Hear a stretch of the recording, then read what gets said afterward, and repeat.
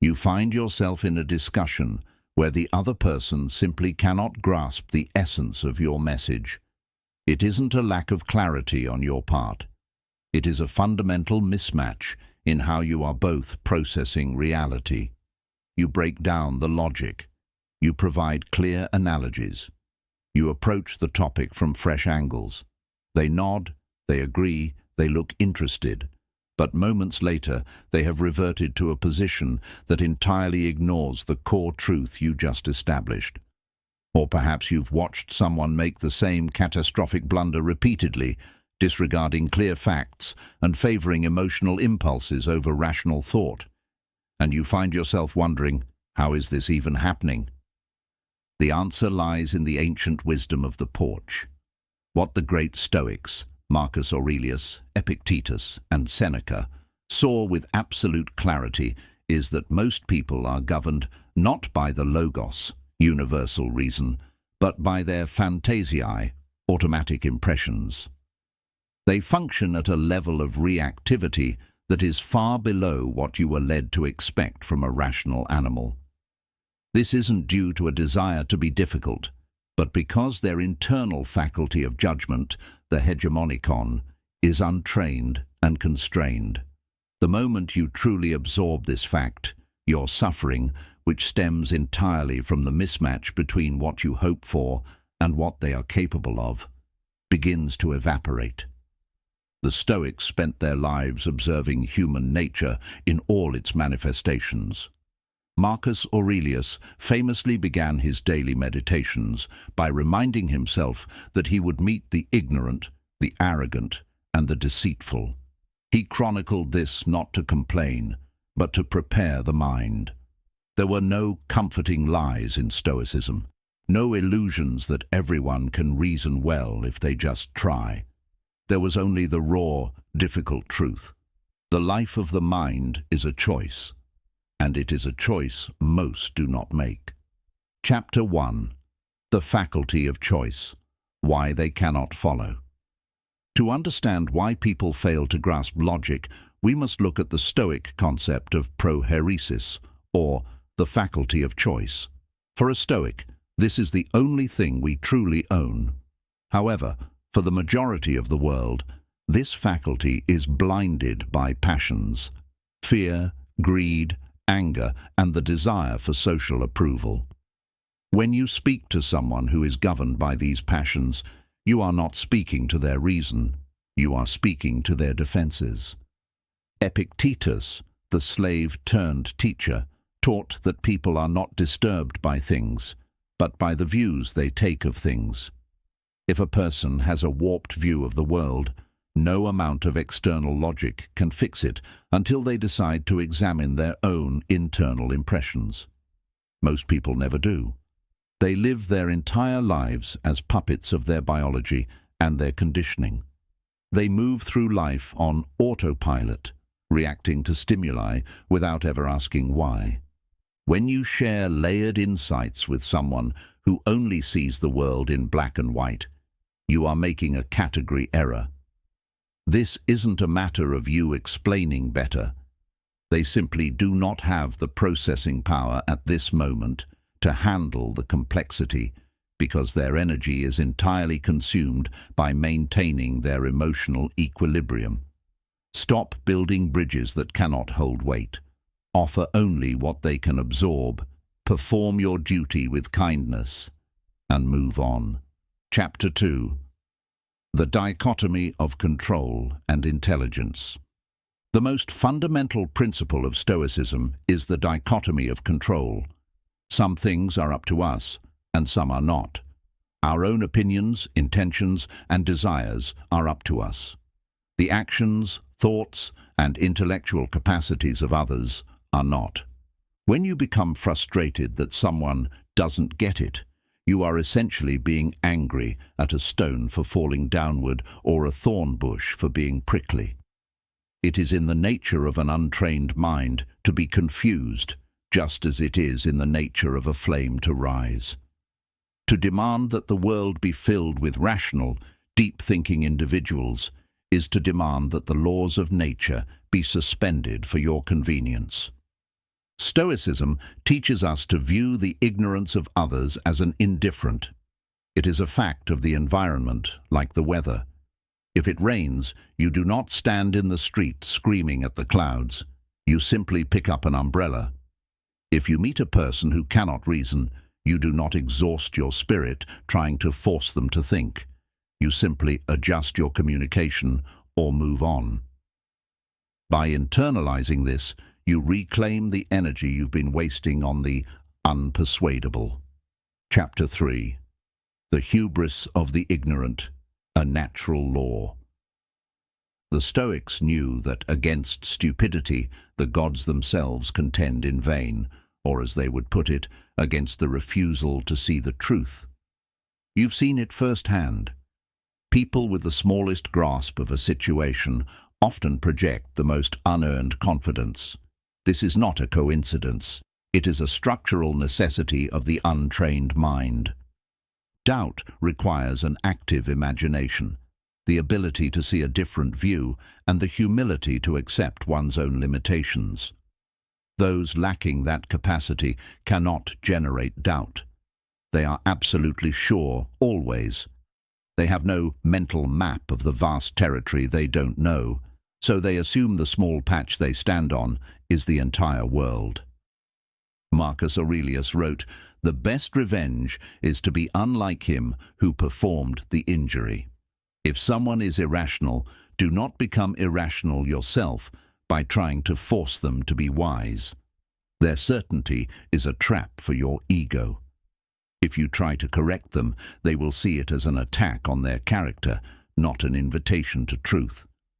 The Stoic recognizes this and remains silent, preserving their own tranquility, while the other person remains locked in their self-imposed prison of certainty. Chapter 4. Logic versus Emotion, the Architecture of Belief. Observe how people form views. The Stoics observe that most beliefs are not reached through logic, but through pathos, emotion. Fear drives their politics, anger drives their opinions, insecurity drives their attacks. The emotion comes first, the rationale comes second, built like a flimsy scaffold to support the weight of the feeling. If you present a solid case against their stance, they will still push back, because you didn't change the underlying impression that triggered the feeling. You cannot reason someone out of a belief they didn't reason into. Recognition of this saves you from futility. You aren't debating thoughts, you are confronting moods. And moods do not bow to logic, they bow to time, to change, and to exhaustion. The wise person disengages because they know that to argue with a person in the grip of a passion is to argue with a drunkard. You wait for the sobriety of reason to return, or you accept that it may never return at all. Chapter 5. The Invisibility of Intellect. Furthermore, the person who lacks clarity also lacks the ability to recognize it in others. Seneca once remarked that we should be careful whose praise we seek. To see brilliance requires a certain level of depth in the observer. Your sharpness will often seem nonsensical to them. Your complexity appears confusing or over-engineered. They might say, if you truly understood, you could explain it simply, but this is often just a shield for their own limited bandwidth. Not all of reality can be simplified without being distorted. Deep philosophical truths cannot always be reduced to the slogans and catchphrases that the average mind craves. The Stoic approach is to let go of the need for validation from those who lack the capacity to provide it. Stop chasing recognition from people who cannot assess value. Their confusion says nothing about your clarity. It only describes the limits of their own horizon. As Marcus Aurelius noted, what does the praise of people who don't even know themselves matter? Chapter 6. The Inner Citadel. Self-protection through perspective. Stoicism is, at its core, a form of self-protection. Your ability to think is your inner citadel. the one place that remains unreached by the chaos of the world. But you breach your own walls when you allow the ignorance of others to disturb your peace.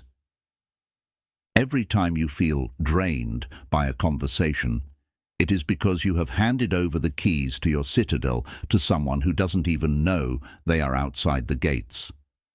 The truly thoughtful person doesn't join every argument. They understand that some conversations cost them their clarity, and they refuse to pay that price. Your intelligence is a resource. In the same way you wouldn't spend your life savings on a pile of trash, you shouldn't spend your mental energy on a dialogue that yields no truth. This isn't about being cold. It's about being a good steward of the gifts nature gave you. Chapter 7. The Illusion of Free Will in the Unreflective. The Stoics believed that while we have a degree of choice, much of human behavior is determined by cause and effect. Most people are not deciding to be ignorant. They are simply the end result of a long chain of social conditioning, biological drives, and unexamined habits. They are acting out scripts. Watch their behavior. The same routines, the same phrases, the same reactions. They're not varying, they're repeating, not because they've reasoned it out, but because they've been programmed by their environment. The reflective mind realizes this and learns to override the programming. But the unreflective mind doesn't even know the programming exists. They believe they are in full control, while they are actually being pulled by the strings of their own impulses. When you understand this, you stop being angry at them. You look at them with the same pity you might feel for a machine that is malfunctioning. You adjust your expectations and move with the focus that comes from seeing things as they are. Chapter 8. The Madness of the Collective. A Stoic Warning. Marcus Aurelius and Seneca often spoke of the danger of the crowd. They understood that while an individual might occasionally be reached through reason, a group of people behaves according to entirely different, often more primitive laws. In the Stoic view, the moment an individual merges their identity with a collective, they often surrender their ruling faculty to the spirit of the hive. Thinking declines in a crowd because the pressure for symphonia, harmony, outweighs the desire for aletheia, truth. Logic is replaced by simplicity. Independent reasoning dissolves into slogans. Within crowds, conformity is the only virtue, and dissent is viewed as treason. Emotional alignment replaces thoughtful analysis because emotions are more contagious than syllogisms. Unreason spreads at the speed of a plague, while wisdom travels at the pace of a single, slow-moving traveller. Watch what happens in collectives, rallies, protests, or boardrooms. Personal depth disappears. Complex thoughts are flattened into slogans. Reflection dies, and chanting begins. The Stoic understands that when humans gather in groups, the social animal often becomes more animal and less social. Therefore, the intelligent individual never expects a meaningful, rational dialogue from a collective. They engage one person at a time, or they remain a silent observer, protecting their own internal citadel from the noise. Chapter 9. The Allergy to Truth. Why Comfort Wins. The Stoics observed that truth is often resisted not because it is complex, but because it is demanding. Truth asks us to admit we were wrong. It forces us to face harsh realities about our own limitations or the nature of the world. Comfortable fictions, however, offer immediate relief with no psychological cost. Phrases like, "everything has a reason," or "it will all work out," are the soothing balms the masses crave. To a Stoic, these are often delusions. However, the average person is naturally allergic to truth if it threatens their equilibrium. They will almost always choose a pleasant falsehood over a painful reality. So what does the Stoic do? They stop offering truth where it isn't wanted, because unwanted truth breeds anger, not gratitude. If you walk into a hospital and tell people they are dying, you are not being truthful, you are being cruel and ineffective. Instead, the wise person reserves their deepest insights for the rare individuals who are ready to hear them and capable of appreciating the weight of reality. As Seneca said, "He who has learned to disagree with himself is already on the path to wisdom." Most have not yet begun that path. Do not force them to run before they can crawl. Chapter 10. The Stoic Reserve. Avoiding the downward spiral. There is a profound danger in attempting to debate those who lack the capacity for logic. You risk falling to their level. To be understood by the unreflective, you must eventually use their language, their frames, and their emotional reasoning. The longer you engage, the more you find yourself simplifying your ideas, cutting corners, and reducing nuance until you have stripped your argument of its substance. Stoicism is a strategy of self-preservation. Your ability to think is your greatest asset. You must not waste it in the mud of useless argument. The truly thoughtful person does not join in every fray. They understand that some conversations cost them their clarity and their ataraxia, tranquility, and they refuse to pay that price. They view their mental energy as a finite resource. To argue with a fool is to become one, if only for the duration of the argument. Chapter 11.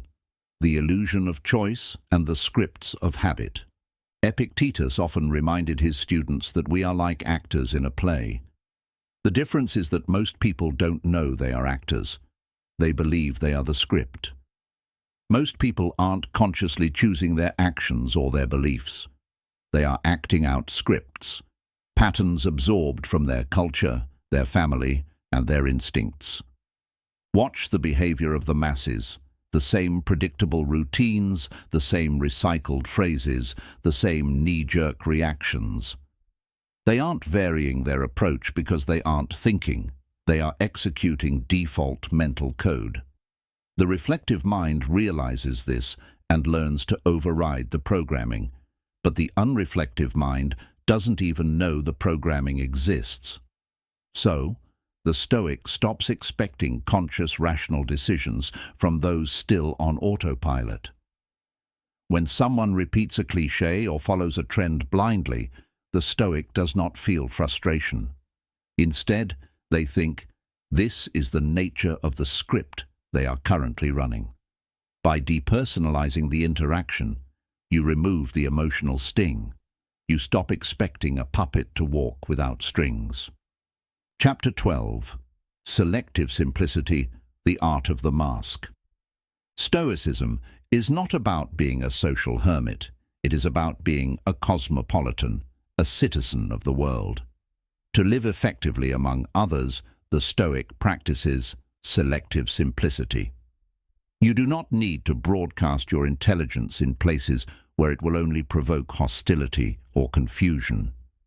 This isn't dishonesty. It is the virtue of phronesis, practical wisdom. You speak plainly. You use the language of the person you are talking to. You provide the level of detail they can handle and no more. You protect your gift. You show your full depth only to those who have earned it through their own pursuit of virtue. For the rest, you are a kind, calm, and simple neighbor. You are in the world of unreason, but not of it. Chapter 13. Predictability as Leverage. Once you accept that most people do not think critically, you gain a massive strategic advantage. You stop being shocked by the world's irrationality and start anticipating it. You start seeing the patterns before they manifest. You know that people will follow confidence over competence. You know they will choose tribal loyalty over factual accuracy. In this predictability lies power, not to harm, but to act with intention. Where others are reacting emotionally to the news of the day, you are composed. Where they are running their scripts, You are writing your own strategy. You can walk into a conflict already knowing where the other person will stand and what they will resist. This is the difference between being a leaf blown by the wind and being the wind itself. Chapter 14. The Path to Equanimity. Accepting the limits of others. We now reach the crossroads of the Stoic path. You can keep demanding that the world rise to your intellectual level and face a lifetime of disappointment, or you can acknowledge the natural boundaries of the human mind and find peace. This is not a surrender to bitterness. It is a surrender to reality. The liberating truth is that most people are cognitively and emotionally constrained by their own unexamined impressions. That reality will not shift. You cannot repair it with a better argument. You can only acknowledge it. In that acknowledgement, a door opens to freedom. You gain freedom from the agony of constant disappointment. You stop expecting people to get it. You stop trying to activate reasoning where the faculty hasn't been cultivated. You begin to see cognitive limitation not as a problem to fix, but as a background condition of life, like the fact that the sun is hot. You navigate accordingly. Chapter 15. Living without resentment. The highest level of Stoicism is to see these limitations without disdain. You do not look down on the unreflective from a height of arrogance. Instead, you look at them with philanthropia, love of humanity. You realize that they are victims of their own impressions. They are blind to the Logos, and as Marcus Aurelius said, you should no more be angry with them than you would be with a blind man. You meet people at the level they are actually at, not the level you wish they were. And in doing so, you find a deep, unshakable peace. You won't feel superior. You won't feel inferior. You'll feel unburdened. You stop the endless explaining, the pleading for logic, the bridge building to nowhere. You stand where you are, see things as they are, and move through the world with deliberate, unshakable focus. Chapter 16. The Gift of the Stoic Perspective. The ultimate teaching of this approach is simple. Once you stop demanding intelligence where it doesn't exist, you stop suffering from its absence. You preserve your energy for what truly matters, your own virtue, your own growth, and your service to the few who can truly walk beside you. You learn to conserve your insight. You learn to live without needing to be understood by everyone. This is how clarity becomes your armor, and wisdom your compass. This is how a thinking person endures and thrives in a world not built for thinking. Stop resisting the truth. Most people will never engage in deep thought. Accept it. Most people will never fully understand you. Accept it. Most people will never change how they think based on your words. Accept it. This is not failure. It is the beginning of a life of power and tranquility. You are no longer a victim of the world's ignorance. You are a student of its nature. By perceiving reality as it is, and moving through it with purpose, you achieve the ultimate goal of the Stoic, a mind that is an inner citadel, unassailable and at peace, regardless of the chaos beyond its walls.